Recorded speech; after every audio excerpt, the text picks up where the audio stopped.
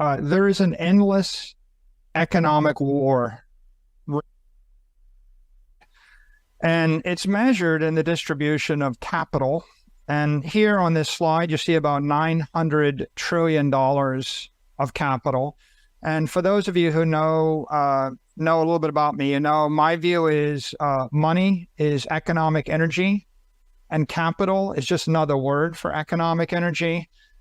And this represents nearly, $900 trillion of economic energy around the world. And over time, governments are always vying to take it from other governments. They're vying to take it from corporations.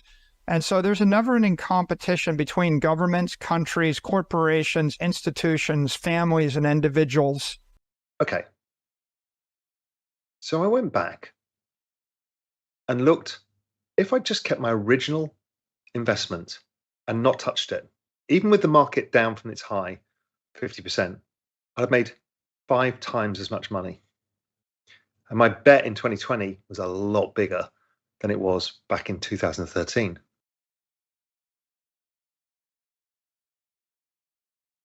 Just about every other currency went to zero in that time period.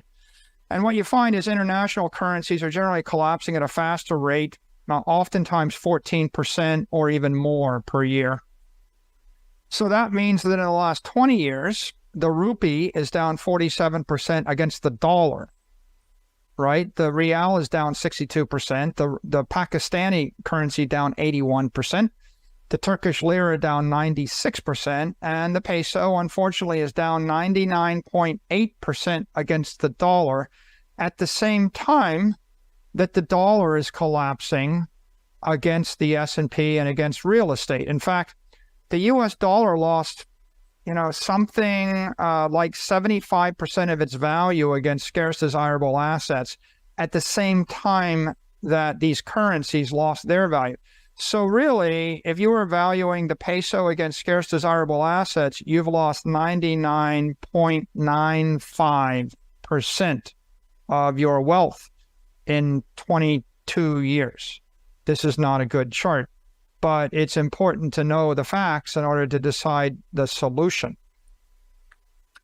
Most investors think that they're smart, and most people think that investing is the solution. But it turns out that investment gains are generally just driven by the inflation rate. So if you look at this chart, the green line is the money supply in the US dollars, and the red line is the S&P index, the stock index. And as you can see, you could, if you didn't know about the money supply, or if you thought the inflation rate was only 2%, you would think that your stocks are outperforming inflation and your companies are brilliant and they're succeeding and your investment strategy is brilliant and you're making lots of money.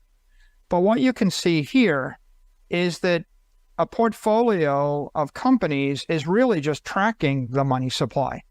The companies are doing things. They may be growing 2% a year, but the same 2% a year of improvement in productivity is being offset by 2% chaos and destruction and risk and liability that people don't pay attention to. And so when you net it all out, a portfolio of companies is really just tracking the inflation rate and the money supply. Right, I'm going to tell you a story. I keep telling this story.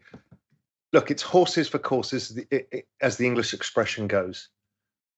I first bought Bitcoin in 2013 at $200. My thesis was this is a 10-year bet, and I think it's worth $1 million, but I'm going to discount myself by 90% for the moron factor. So therefore, it's worth $100,000, and it's at $200. And I said, this is the best macro bet we will ever be given, and the best macro bet we have ever been given. That was 2013. I was pretty impressed if I look back, because it was exactly the case. So I rode it up, and it went up to 5x from where I bought it. Then it collapsed 85%. I'm like, fine, it's an option for me. It's a 10-year bet. It then ran up 10x into 2017. 4 years later, I'm up 10x. And I got a bit nervous in the space because of forking wars and other stuff. And I stupidly forgot the initial premise of the trade, which was this 10-year bet. You just run it. Because when the P&L stacks up, you start thinking, well, really, do I want to give this back? But you've got to learn how to do that if you're running long duration time horizons. So I sold out at 2,000, 2,500, and it went up to 20,000 in that run. And people were laughing at me, and I was like, look, I've made 10x. Thank you very much. I've done this really, really well.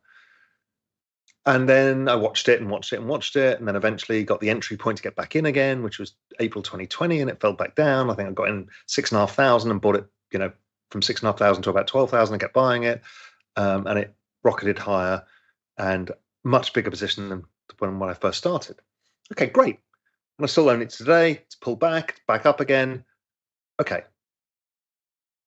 So I went back and looked.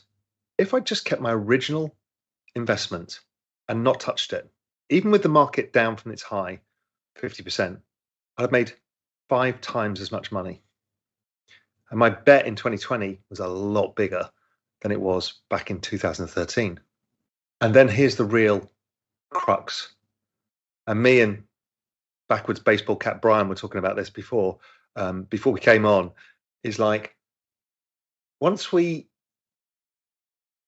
if you just remember that log channel and that the big cyclical up and downs, which is the economic cyclicality, if you just buy within 30% of the low, which is not that difficult, 30%, you don't even have to be bottom ticking it.